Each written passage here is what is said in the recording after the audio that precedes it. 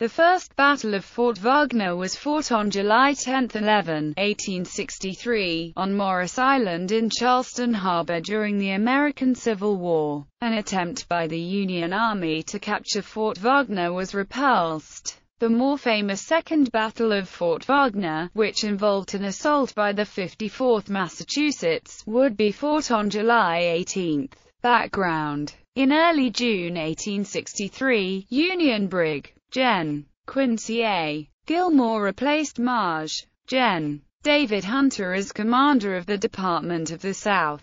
Gilmore, an Army engineer, had successfully captured Fort Pulaski in April 1862. He began preparations for capturing Morris Island and parts of James Island, which dominated the southern approaches to Charleston Harbor. If Union artillery could be placed in those locations, they could assist in the bombardment of Fort Sumter, whose guns prevented the U.S. Navy from entering the harbor. Battle. On July 10, Union artillery on Folly Island and naval gunfire from Rear Admiral John A. Dahlgren's 4 ironclad warships bombarded the Confederate defenses protecting the southern end of Morris Island. This provided cover for the landing of Brig. Gen. George C. Strong's brigade, which crossed Lighthouse Inlet and landed at the southern tip of the island. Strong's troops advanced, capturing several batteries, moving about 3 miles to within range of Fort Wagner. Also known as Battery Wagner, it was a heavily gunned redoubt that covered nearly the entire width of the northern end of Morris Island,